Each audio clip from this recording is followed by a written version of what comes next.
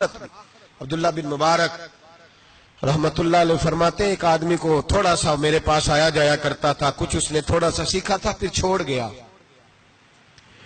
ایک دن اس کی بیوی کا پیغام آیا کہ حضور آپ کے پاس آیا کرتا تھا، اب تو موت کا وقت قریب آ گیا ہے، مہربانی کریں تشریف لائیں۔ تو عبداللہ بن مبارک فرماتے ہیں میں اس کے گھر گیا تو اس پر سکرات کا عالم تھا، سکرات، موت طاری تھی، میں سمجھ گیا کہ اب انتقال کر جائے گا۔ تو فرماتے میں نے اس کے پاس کلمہ پڑھنا شروع کر دیا، لا الہ الا۔ جب کسی کے پاس جائے نا مرض وفات میں تو اسے کہنا نہیں چاہیے کلمہ پڑھ، کیونکہ علماء فرماتے ہیں کہ اس پر تو موت کا سکرات کی سختی ہے، ہو سکتا ہے آپ کہیں تو اس پریشانی میں وہ کہہ دے میں نہیں پڑھتا، تو اس کے لیے بڑی مصیبت کھڑی ہو جائے گی یہ لفظ کہہ کے۔ تو آپ اس طرح کریں جب جائیں تو اس کے سامنے جا کے کیا کہیں، کلمہ پڑھنا شروع کر دے، پڑھنا شروع کر دے، لا الہ الا اللہ، یہ آواز دینی شروع کرے، وہ بھی آپ کو دیکھ کے پڑھے گا۔ تو حضرت عبداللہ بن مبارک کہتے ہیں میں گیا تو اس پر موت طاری تھی، میں نے اس کے سامنے نا بلند آواز سے کلمہ پڑھنا شروع کر دی۔ تو وہ ساری باتیں کرتا لیکن جب وہ کلمہ پڑھنا چاہتا نا لا الہ الا اللہ محمد الرسول اللہ صلی اللہ علیہ وسلم، اس کی زبان سے نکلتا نہیں تھا۔ فرماتے میں بڑا پریشان ہوا، میں نے اس کو کہا تو کیا کر رہا ہے؟ تو وہ رو پڑا، کہنے لگا حضور میں کوشش کرتا ہوں، باقی سارے لفظ نکلتے ہیں، آپ سے باتیں بھی کر رہا ہوں، پر جب میں کلمہ پڑھتا ہوں تو میری زبان پہ جاری نہیں ہوتا۔ حضرت فرماتے ہیں تھوڑی دیر گزری کہ اس کی روح پرواز کر گئی، میں بڑا پریشان تھا، روز یہ بات میرے ذہن میں گھومتی تھی کہ وجہ کیا تھی۔ ایک دن مجھے خواب میں ملا، اللہ اکبر، تو فرماتے ہیں اس کا سارا جسم زخمی تھا۔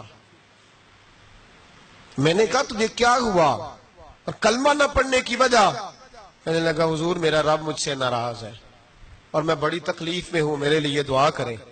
فرماتے میں نے کہا تیری غلطی کیا ہے؟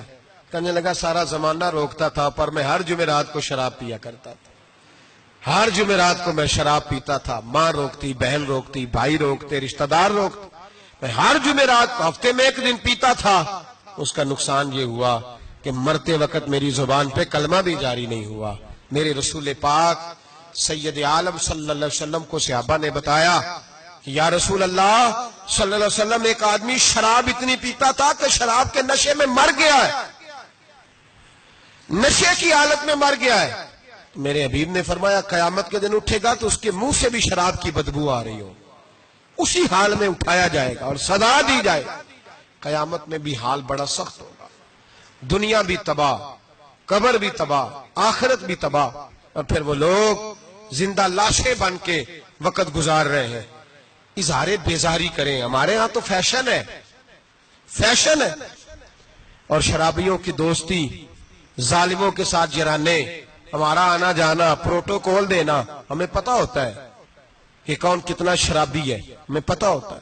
سوشل میڈیا پہ روز ویڈیو آتی ہیں، روز شور اٹھتا ہے، بڑے بڑے شرابی کبابی اس ملک کی باغ دوڑ سنبھالے ہوئے ہیں، پر ہمارے تو یرانے ہیں نا، اس لیے کہ ہمیں بھی تھانہ کلچر کو پروان چڑھانا ہے، ہمیں بھی ضرورت پڑ سکتی ہے، جھگڑے میں تھانے لے جانا پڑتا ہے تو کیا کریں، یرانے رکھنے پڑتے ہیں۔ حضرت امام شافعی فرمایا کرتے تھے جس نے دوستی رکھی شرابی سے اور راضی ہوا اس کے شراب پینے پر، اللہ قیامت کے دن اسے بھی سزا دے۔ حکم یہ ہے کہ اسے سمجھاؤ، بہلاؤ، قائل کرو، سختی کرو، دوستی توڑو، پھر بھی باز نہ آئے تو رخ موڑ جاؤ، پھر اس کے ساتھ تعلق رکھنے کی اجازت نہیں ہے میرے بھائی۔ اور ہمارے ہاں تو یہ چودھری اور وڈیرا اور سپہ سالار ہونے کی علامت ہے نا، اب یہ علامت ہے نا جناب، مال آ جائے تو پھر کہتے ہیں وہاں، اور میں نے تو شروع میں کہا تھا اب لوگ اس کو فخر کا باعث جانتے ہیں۔ گندگی کھانے والا باعث فخر نہیں ہوتا، جو گند کھائے وہ باعث فخر نہیں، فخر وہ ہوتا ہے جس کا کردار زیادہ اعلیٰ ہوتا ہے۔ یہ کوئی علامت نہیں کہ میں بڑے قبیلے سے ہوں تو اب ہمارے بچوں کو اجازت ہے وہ نشے کرتے پھرے، شرابیں پیتے پھرے، موج کرتے پھرے، یہ کوئی فخر کی علامت نہیں، یہ شرم کی علامت ہے۔ باپ کا سر آج تو فخر سے بلند ہوتا ہے نا، معاذ اللہ استغفر اللہ، کہ وہ دیکھو جی وہ شرابیں بھی پیتا ہے، مونچھیں بھی بڑی رکھی ہوئی ہیں، بدماشی بھی کرتا ہے۔ پتہ تجھے اس وقت چلے گا جب تیرے پاؤں تک آگ آئے گی، اور جب تیرا گھر اجڑے گا، جب تباہیاں ہوں گی، جب یہ بیچ ڈالے گا ہر شے، جب یہ تجھے کسی کام کے قابل نہیں چھوڑے گا پھر تجھے خبر ہوگی۔ قرآن نے اسے ناجائز کہا، رسول پاک نے اسے ناجائز کہا، اور مولا علی کی ایک بات تو حرف آخر ہے۔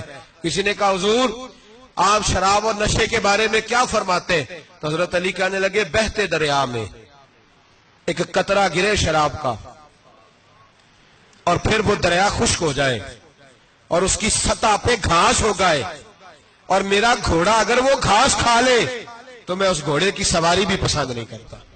ایک قطرہ شراب گر پڑے۔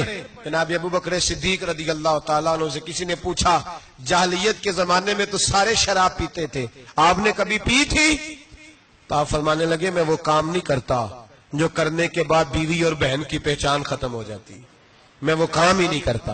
اتنا غلیظ کام کیسے کروں کہ جو پینے کے بعد یہی خبر نہ ہو کہ بیوی کون سی اور بہن کون سی ہے۔ میں یہ کام نہیں کرتا جو انسان کو رشتوں کی پہچان ہی بھلا دے، میں وہ کام کرتا ہوں جس میں انسان کا شعور بیدار رہتا ہے۔